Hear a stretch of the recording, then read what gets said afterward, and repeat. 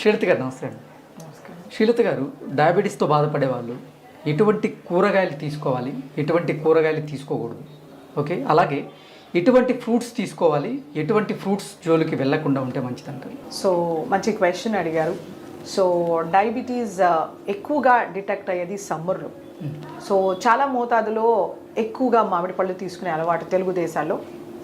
So 5 kgs 10 kgs కొనుక్కోవడం లేదా గంపల్లో వచ్చేయడం, మన ఫామ్ హౌస్లో ప్రొడ్యూస్ అయింది ఎక్కువ మోతాదులో తిన్నప్పుడు మనకి డయాబెటీస్ అనేది కనబడుతుంది, అప్పుడు డిటెక్ట్ అవుతుంది అనమాట. ఎవ్రీ సమ్మర్స్ మనకి కొత్త కొత్త డయాబెటీస్ అనేది డిటెక్ట్ చేస్తూ ఉంటాం అనమాట. సో మనకి ఒకటి గుర్తుపెట్టుకోవాల్సింది ఏంటంటే, మనకి పళ్ళు, కూరగాయలు, ఆకుకూరలు అనేవి ప్రొటెక్టివ్ ఫుడ్స్ అంటారు. ఓకే, ఇవి మన శరీరానికి కావాల్సిన వైటమిన్స్, మినరల్స్, ఫ్యాటీ ఫైబర్ని, తర్వాత యాంటీ ఆక్సిడెంట్స్ని ఇస్తాయి అన్నమాట.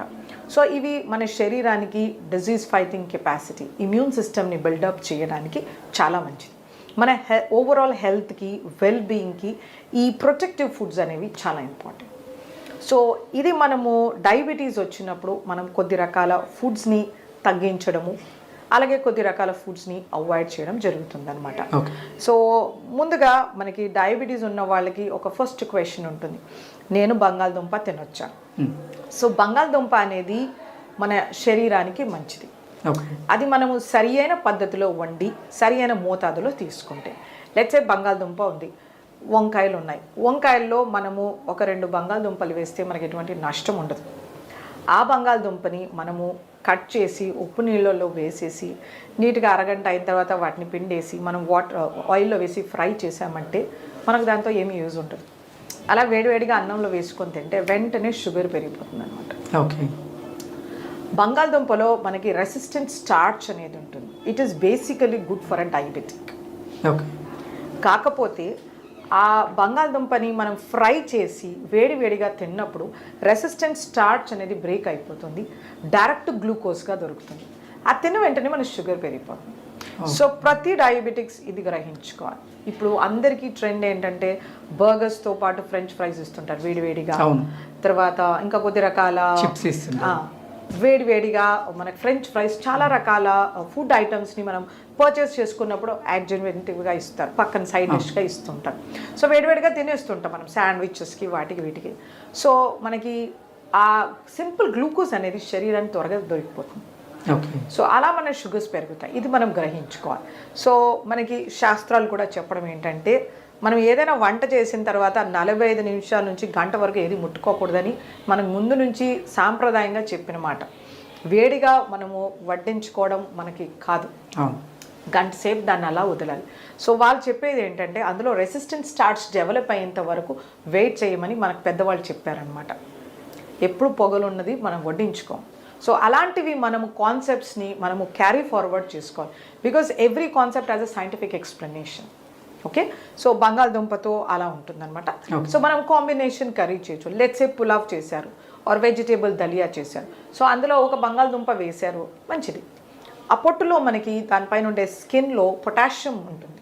It is really important muscle కాంట్రాక్షన్కి, హార్ట్ ఫంక్షనింగ్కి, బ్లడ్ ప్రెషర్ కంట్రోల్ చేయడానికి. సో మనకి అబ్రాడ్లో మనం చూసామంటే, లెట్స్ సే ఇలా ఒక పొటాటో ఉంటుంది అనుకో, దాన్ని హాఫ్ కట్ చేస్తారు, అందులో బంగాళదుంపనంతా తీసేస్తారు, ఇందులో ఈ తొన్న ఏదైతే లేయర్ ఉంటుందో పీల్, దీంట్లో స్ప్రౌట్స్ వేసుకొని తింటారు.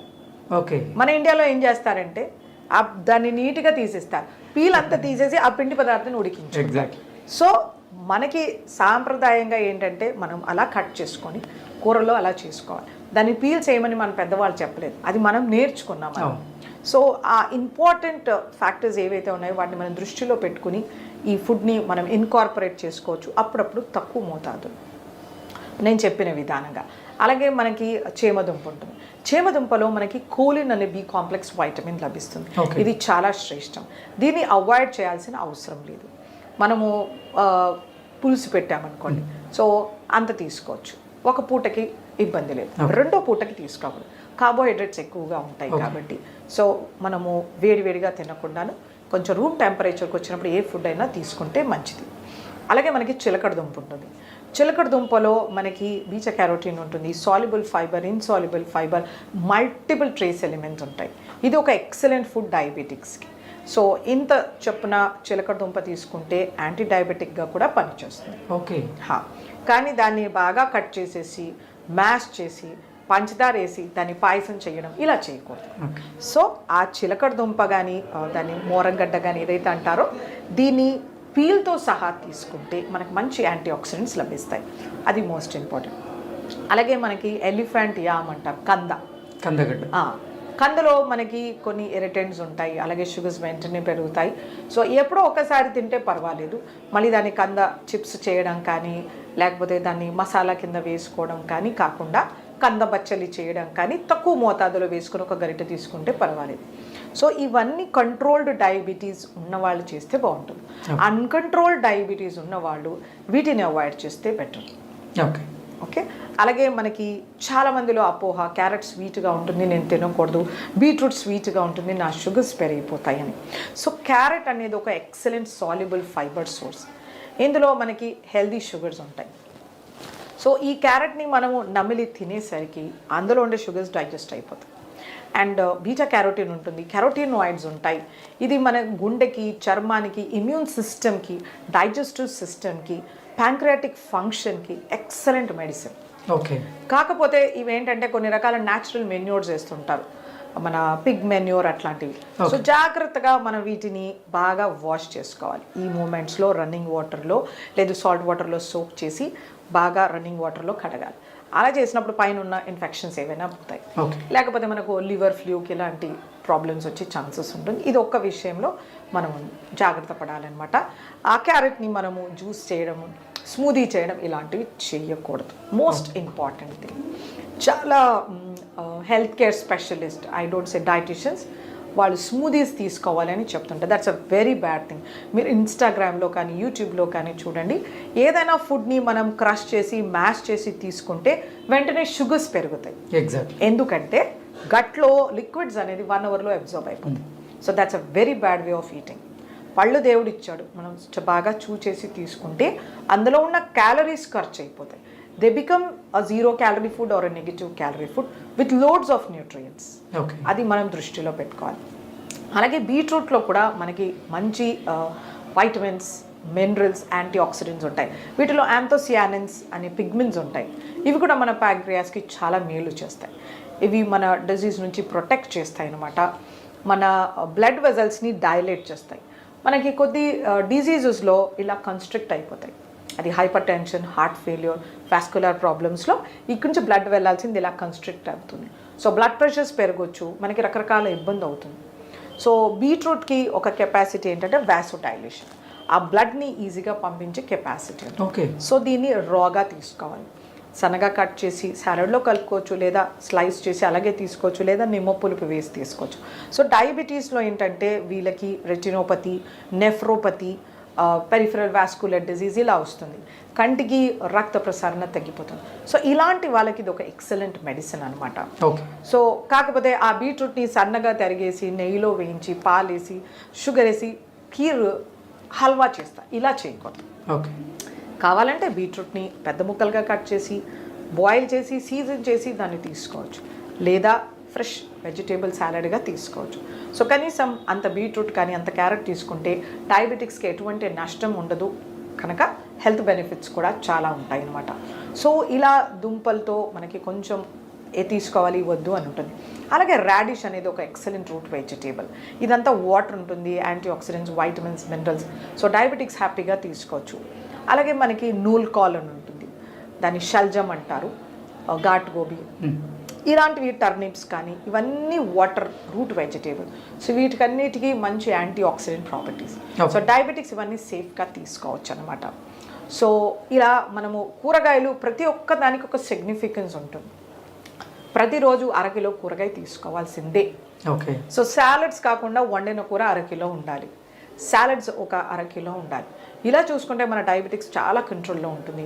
అలా కాన్స్టిపేషన్ ప్రాబ్లం ఉండదు, కొలెస్ట్రాల్ ట్రైగ్లిజరైడ్స్ ప్రాబ్లం ఉండదు, విజన్ ప్రాబ్లమ్స్ ఉండవు, ఇమ్యూనిటీ కానీ ఇన్ఫెక్షన్స్ కూడా ఉండవు అనమాట. ఓకే. సో ఆకుకూరలు అనేది చాలా ఇంపార్టెంట్. ఎగ్జాక్ట్. వీటిలో వైటమిన్స్, మినరల్స్ ఉంటాయి, యాంటీ ఆక్సిడెంట్స్ ఉంటాయి, zinc, selenium, copper, which is really important. Okay. ఈ డయాబెటీస్ పేషెంట్స్ ఆకుకూరలు అన్నీ తీసుకోవచ్చు? అన్ని ఆకుకూరలు తీసుకోవచ్చు. డయాబెటీస్లో ఆకుకూరకి కాంట్రా ఇండికేషన్ ఉండదు. వాళ్ళకి నేను ఇంతకుముందు చెప్పినట్టు రెటినోపతి రావచ్చు, అలాగే స్కిన్ ఇన్ఫెక్షన్స్ వస్తూ ఉంటాయి అన్నమాట. సో ఇవన్నీ మనం కాంబ్యాక్ చేయాలంటే ప్రతిరోజు ఆకుకూర ఉండాలి. మనకి ట్రెడిషనల్ మీల్ చూసుకుంటే కనుక మనకి పుదీనా పచ్చడి కానీ, కొత్తిమీర, గోంగూర ఇవి ఖచ్చితంగా మన ప్లేట్లో ఉంటాయి. సో దానికి కారణం ఉంది, మనం అవన్నీ మిస్ చేసేసాం. మనం కెచప్, సాసెస్, చీజ్తో రీప్లేస్ చేసాం. సో మనం we step back to our traditional food. మన పెద్దవాళ్ళు తిన్నట్టుగా మనం తీసుకుంటే మనకు డయాబెటీస్ ఉండదు. సో ఇవి చాలా మంచి ప్రాపర్టీస్ ఉంటాయి. వీటిలో ఐరన్ కంటెంట్ ఎక్కువ, ఫైబర్ చాలా బాగుంటుంది, anti oxidant, zinc, selenium, manganese, magnesium ఎక్సలెంట్గా ఉంటాయి. మనకు కూరగాయల్లో దొరకనివి 30-50 ఫోల్డ్స్, అంటే 50 ఇంతలో ఎక్కువగా దొరుకుతుంది ఈ ఆకుకూరల్లో న్యూట్రిషన్. సో వీటిని ప్రతిరోజు మన ఆహారంలో చేర్చుకోవాలి. డయాబెటీస్తో సఫర్ అయ్యేవాళ్ళు కొంచెం పుదీనాని పేస్ట్ చేసి మజ్జిగలో కలిపి అలా తీసుకోవచ్చు, లేదా కొత్తిమీర పేస్ట్ చేసి తీసుకోవచ్చు, సాలడ్స్లో ట్రిమ్ చేసి వేసుకోవచ్చు, చపాతీ పిండిలో మ్యాష్ చేసి వేసుకోవచ్చు, ఇలా రకరకాలుగా చేసుకోవచ్చు. బట్ తీసుకోవాలి, మోస్ట్ ఇంపార్టెంట్. ఆకుకూరలు అనేది చాలా ఇంపార్టెంట్. ఫ్రూట్స్ మనకి ఇలాగే vitamins, minerals, fibre, soluble, insoluble fibre, moisture అన్నీ ఇస్తాయి. కాకపోతే కొన్ని రకాల ఫ్రూట్స్లో షుగర్ కంటెంట్ ఎక్కువగా ఉంటుంది, ఫ్రక్టోస్. వీటిని జాగ్రత్తగా తీసుకోవాలి. డయాబెటీస్ వచ్చింది ఫ్రూట్స్ మానేయాలని ఏమీ లేదు. డయాబెటీస్ వచ్చింది అన్కంట్రోల్లో ఉంటుంది, ఫ్రూట్స్ మానేయాల్సి ఉంటుంది. ఓకే. సో మన డయాబెటీస్ గుడ్ కంట్రోల్ 180-140 ఉంటుంది. సో రోజుకు ఇంత ఫ్రూట్ తీసుకోవచ్చు, ఒక టెన్నిస్ బాల్ అంత ఫ్రూట్ ఖచ్చితంగా తీసుకోవచ్చు. తీపిగా ఉండేవి మామిడి, పనస, సపోటా, సీతాఫలం, అరటిపండు ఇలాంటివి తక్కువ మోతాదులో తీసుకోవాల్సి ఉంటుంది. అవి సీజన్లో వచ్చినప్పుడు, ఇప్పుడు సీతాఫల సీజన్ వస్తుంది, అంత సీతాఫలము మంత్లీ ఒక 2 to 3 times తీసుకోవచ్చు. ఇంట్లో తెచ్చేసారని పెద్ద సీతాఫలం తిన్నారంటే షుగర్స్ పెరిగిపోతాయి. సీతాఫలంలో ఐరన్, కాపర్, మ్యాంగనీస్, మెగ్నీషియం లభిస్తుంది. Excellent fruit. కానీ డయాబెటిక్స్ లిమిటెడ్గా తీసుకోవాలి. ఒకవేళ ఎక్కువ తీసుకోవాలంటే కొంచెం పండు ఎక్కువ తీసుకోవాలి, ఎక్కువ క్యాలరీస్ ఖర్చు చేయాల్సి ఉంటుంది, దాన్ని సబ్సైడ్ చేసేంత ఫైబర్ తీసుకోవాల్సి ఉంటుంది. ఓకే. అలాంటివి చేయాల్సి ఉంటుంది అనమాట. సో అంత వాళ్ళు చేయలేరు కాబట్టి జాగ్రత్తగా అంత పండు సర్దుకోవాలి. అలాగే మామిడి పండు కానీ, సపోటా కానీ, సో సాధ్యమైనంత వరకు వాటి పీల్తో తీసుకోవాలి. Sapota with peel, mango with peel. పండు ఎక్కువగా స్వీట్ అయి ఓవర్ మెచ్యూర్ అవ్వకూడదు, పండు దూరగా ఉండాలి. ఇలా ముట్టుకుంటే సొట్టపడిందంటే షుగర్స్ వెంటనే పెరుగుతాయి. సో మగ్గడం అంటారు కదా, సరిగ్గా మగ్గి ఉండాలి పండు, దూరగా పండు ఉండాలి. జామకాయ ఉంటుంది, గ్రీన్ కలర్లో ఉండాలి. చాలామందికి అది గట్టిగా తినడం ఇష్టం ఉండదు, ఎల్లో కలర్లో ఉండే జామకాయ తింటారు, అందులో వైటమిన్ సి లేదు, ఎగ్జాస్ట్ అయిపోతుంది. ఫ్రూట్ ఓవర్ మెచ్యూర్ అయ్యి ఎక్కువ షుగర్స్ ప్రొడ్యూస్ అవుతాయి. సో ఇలాంటివి జాగ్రత్త తీసుకోవాలి. ఫ్రూట్స్ అనేవి ఫ్రెష్గా ఉండాలి, సీజనల్గా ఉండాలి, లోకల్గా దొరకాలి. ఇవి జాగ్రత్తగా గుర్తుపెట్టుకొని తీసుకోవాల్సి ఉంటుంది అనమాట. సో తీపి పళ్ళు తక్కువ మోతాదులో అప్పుడప్పుడు సీజన్లో వచ్చినప్పుడు. రెగ్యులర్గా ఫ్రూట్ టెన్నిస్ బాల్ సైజ్ అంతా డయాబెటిక్స్ తీసుకోవచ్చు. మోస్ట్ ఇంపార్టెంట్, గింజలు పడేయకూడదు, దాని పీల్ తీసేయకూడదు, వాటిని ప్యూరీ, స్మూదీ, జామ్స్, జెల్లీస్ తీసుకోకూడదు. ఓకే. ఫ్రూట్ అలాగే తినాల్సి ఉంటుంది. ఇలాంటివి పాటిస్తుంటే కనుక ఫ్రూట్స్ అనేవి మనకు ఒక మంచి ప్రొటెక్టివ్ ఫుడ్ లాగా అవుతుంది. ఓకే శ్రీలత గారు, ధన్యవాదాలు.